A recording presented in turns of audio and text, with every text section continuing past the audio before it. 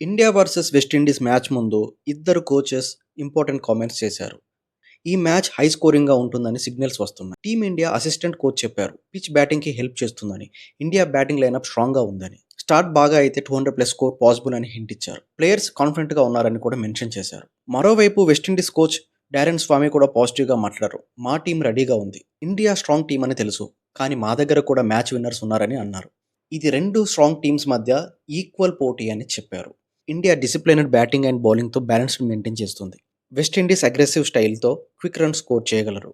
ఈ మ్యాచ్లో batting dominate చేయొచ్చు అని అందరూ ఎక్స్పెక్ట్ చేస్తున్నారు. సో ఓవరాల్గా ఈ మ్యాచ్ ఇంట్రెస్టింగ్గా ఉంటుందని క్లియర్. హై స్కోరింగ్ ఛాన్స్ ఉంది. మీరేమనుకుంటున్నారు? ఇండియా విన్ అవుతుందా లేదా వెస్టిండీస్ స్ట్రాంగ్ పర్ఫార్మెన్స్ చూపిస్తుందా? కామెంట్లో చెప్పండి.